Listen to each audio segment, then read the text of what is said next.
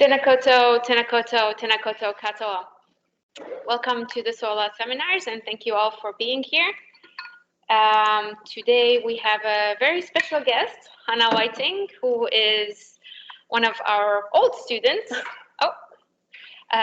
who finished last year and is now presenting not only part of her MD project from last year, but also what she's been doing since then.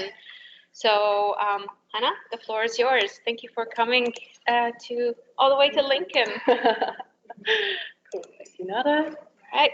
Hold on, let me just make sure. Good. Okay. Ko tahina te kaupapa, ko te oranga o te iwi. Let there be one unifying purpose to your work, the well-being of the people. Tēnā koutou kia koutou, ko te mea tuatahi, ko te karakia me whakamoemeti ki tēnei au, kei te mihi tuarua, ke taku hoa mā. Kua tai mai nei, kei te tautoko te kaupapa I tēnei rā, e mihi ana hau, ka nui te mihi kia koutou katoa. Mō reira, tēnā koutou, tēnā tātou katoa. Kia ora, ko Hana toko ingoa, he uri ahau no Ngāpuhi me te raroa. These are some things that I know to be true. I know that Aotearoa has the highest incarceration rate of indigenous women as compared to Australia, Canada and America. I know that 66% of our women in prison are Māori. I know that the majority of these women are trauma survivors. I know that 75% of women currently in prison have endured domestic or sexual violence. And I know that 52% live with post-traumatic stress disorder. I also know that 60% of all prisoners cannot complete everyday literary tasks that we take for granted, like reading a report or signing a contract. I imagine that together these statistics do not make an easy path for rehabilitation. Something I do believe to be deeply true is that nature is the ultimate healer and teacher. An example of this was on my first visit to Christchurch Women's Prison. The landscaper there, Kath, relayed a story to me of the at-risk unit. So these are women that are separated, they're at risk of harming themselves or others, and the unit looks out into this dirt courtyard. And within this courtyard, she had planted some swan plants. And it was only through this process of growth from caterpillar, cocoon to butterfly, that's where two of the women in that unit learned that's where butterflies come from. So that story to highlight, it's not a drastic action, planting swan plants, but what that did relay was a great educational opportunity. So Chief Inspector report for Ara Poutama, that was 2021, just last year.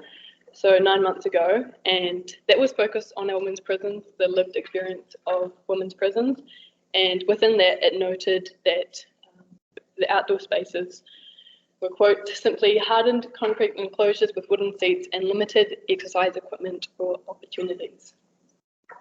So I know that as a landscape architect, environment drives behaviour, and spaces like this are not conducive for healing and rehabilitation.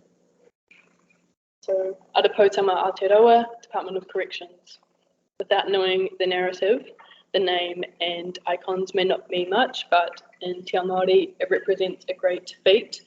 So the Ara Poutama refers to the pathway of excellence, and that narrative illustrates the ascent by Tāne into the heavens to retrieve those three kete o te wānanga, the three baskets of knowledge. So the responsibility associated with the naming is to empower those coming under the korowai of Ara Poutama to the care, is to go beyond their abilities and to change lives and shape futures. So taking a step back for some context, I completed the landscape architecture degree here using Christchurch Women's Prison as the major design site, and the purpose of that was rethinking the prison landscapes to support reducing reoffending in Wāhine Māori, and the outcome was a holistic, integrated, end-to-end landscape approach. So that was incorporating educational opportunities, kind of vocational pathways in the circular model. There were quite unique aspects to consider being a prison, and that included that journey from actually the court sentencing from Te Omeka in town, how that transfers to the actual Christchurch site out in Templeton, if it's going from the court to the back of a prison van, being into the prison and being processed in the building. So it was kind of this emphasis on the arrival experience and really creating a space that feels like a community. So those coming into the care do feel like they're being welcomed in and they're part of something. So that design was kind of focused on facilitating for pōpiri or purapara-ake. So that was kind of wanting to intend to represent the succession of a marae. So that's kind of what that design was. And then at a larger scale, there was kind of looking at elements of how that could support women's rehabilitation through vocational pathways. So if they could work in a marakai, greenhouse, permaculture, and how all those elements could work together to give them purpose to give back. So when I was thinking, so while I love that major design project, when I thought about what I wanted to convey today, and I actually gained a lot through the implementation process. So of Te Mana Wāhine, so being able to bring some of those concepts from the major design actually to life. So this is the Te Mana Wāhine Huratini courtyard. This is like a new build, and the intent for this is to Te Mana Wāhine is intended to reduce women's reoffending over the 2021 to 2025, and a part of that is to create long-term program to improve physical prison environments. So as a fresh landscape architect, going from that kind of big picture rethinking to an actual site with a budget and a whole team, trying to convey some of those concepts into a site was a bit different, but so being presented with this brief in the blank canvas like this was super exciting to envision all the way that the space could be designed to promote rehabilitation. On the flip, I do think while it's an epic opportunity to showcase those skills, I do think there's a bit of a risk with over-designing some of that space, and that was upon reflection of my own major design kind of concepts. So personally, I find a lot of beauty in unstated design. So still some of my favorite places are the most basic, the most simple, like, nature play. I think that has a lot in itself. They're probably not the front cover portfolio projects, but they hold their different kind of value. And that was determining what landscape architecture was to me, whether it was in designing a landscape, like creating a feeling or experience rather than this aesthetic image. There was a bit of a change. So when starting on this courtyard, what I found beneficial was taking a step back and remembering that the conclusion that I had drawn from my major design, which was starting beginnings rather than designing finishes. So in contrast to prior projects that I'd worked on, where the delivery is this complete finished design, this process was a bit different in the way that it was intended to be in progress and to develop over time with the use of the space with the women. So bit of a disclaimer now, it's a bit of a mish getting like photos approved or being able to show plans. So I can't really share too much, but these kind of convey the area, the feeling of the unit. So it's kind of this very cold, sterile, generic modular build. Yeah, kind of not a lot of life there. And even when we had the blessing with Komutu, one of the kaumātua, just really wanted to see that space reimagined, to have that warmed up. And that was the opportunity with the landscape to kind of soften some of those forms, of those hardwood forms, bring in the natural curvilinear through the landscape. So we did that. So some of the design interventions were planting of rongoa species, so women can learn about the different healing properties through education in a physical manner and being able to apply that. We were able to integrate a water like touchstone element with the pounamu. So that was And that was actually quite a big thing for the prison to have that sensory experience of water, very rare in that typical prison environment. Some other things that we did was, there was the planting, and even having women involved with the planting themselves. And at Christchurch Women's Prison, they have an awesome horticulture and nursery unit. So they're growing the seedlings and then filling out the planting themselves. There were so that kind of empowers women to take on that space themselves and responsibility in the role as kaitiaki, claim that space is theirs, be able to involve and be leading the processes. There were some aspects with site furniture of wanting to hide the details of being bolted down. So you're hiding that fixing, so it's not like this physical reminder that it's kind of fixed. So this is, so yeah, the construction is happening at the moment. This unit opened about 2 weeks ago, and the women have just moved in. So the planting's currently underway. So while initially this wasn't an ideal timeline in terms of security, it actually presented the opportunity for women to be involved with that process of finishing it off and kind of making it their own. So some other aspects was painting the concrete mural that we're doing with a Taumotu artist, placing in the raised beds and putting together that water feature, kind of very hands-on, tangible elements. So being involved in the small processes, empowering those women to take on that space, and I think much like their own journey that they're on, it is up to them to determine the outcome, if and how that is going to change, and if that's going, and how it's going to be nurtured for over time. This next part was from the strategy, but I think it also applies in terms of the landscape, is that we are facilitators of the process. We do not need to be the ones to determine what the best approach or outcome is. How I interpret that is kind of saving space to let things unfold naturally as to how the space is used, to set the foundations, but kind of allow for the user and nature to determine the pathway.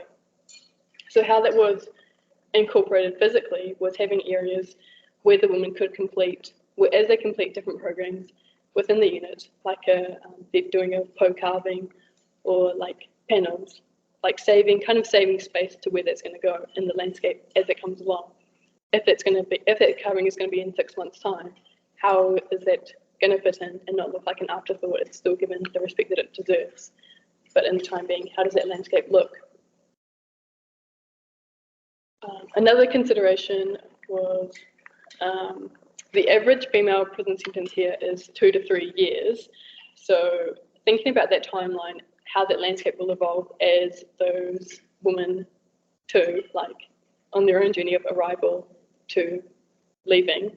So when they leave the unit, what skills have they attained? What are they taking with them on their journey to rehabilitation?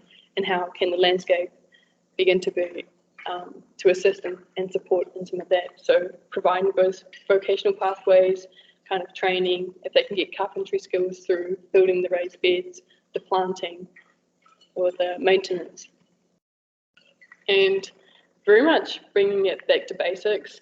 So back to the caterpillar to butterfly example, this unit isn't really dealing with white collar criminals. So the ability to be able to be engaged physically and have those tangible elements and to be able to see what they have contributed to is really beneficial to build their connection to the landscape, to themselves, to others, through those tangible grounding processes. So these interventions, I guess, that we proposed weren't significant in terms of landscape architecture, but they are in terms of the context of the existing prison environment, like having that water element. And that was kind of, again, whether it's creating a landscape, if it's the aesthetic value or if it's the educational, what you can actually get from that, what it's gaining. So beginning this courtyard area or this unit was what was identified was 3 needs, was having space to heal, having strong support networks, and having purpose. I use Te Whare Tapu Whā to recognise the interconnectedness and holistic approach, and all these dimensions are grounded in whenua. So the opportunity here is that the landscape could provide all of those. Technical and those design skills, while important and crucial to this profession, I also found being able to articulate and convey the value that landscape can bring. So I think environment professionals, like talking to other environment professionals, you do understand that innate understanding or that what the landscape can bring. But when you're part of a whole entire project team, or you're that landscape representative, how can you still convey that in the same way? So in terms of how that could look was through the vegetation strategy. So that kind of was a process that is a whole like circular model. So with the women being able to grow the seedlings themselves on site or eco-sourcing, and then having whānau or community groups to be able to plant them or planting themselves in the raised beds. They can then act as the kaitiaki, lead those maintenance routines for those qualifications. They can harvest according to tikanga and maramataka. They can then produce or like gather from their own growings. And then that final thing, giving back to the community, having that sense of purpose. So for the Huratini or Te Mana Wāhine unit, we were able to transplant some harakeke that were already on site. So in this planting of that, women are going to be involved, and then they can act as the kaitiaki, learn to harvest according to tikanga through that, protecting the inner roots from the outer, like harvesting the outer first, and then engage in practices such as rāranga, produce those tangible elements, and then as that final form of utu, of mending the hurt and passing that on to others. So,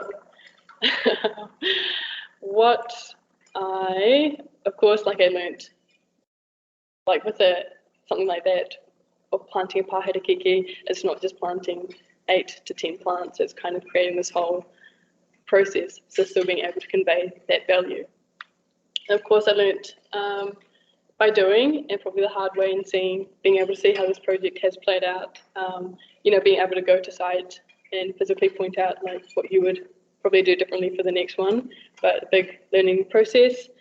The message I'd probably like give to myself, or to do it again, like try not to overthink it, like let nature do its thing, like, let it speak for itself, and probably be the facilitator of the process.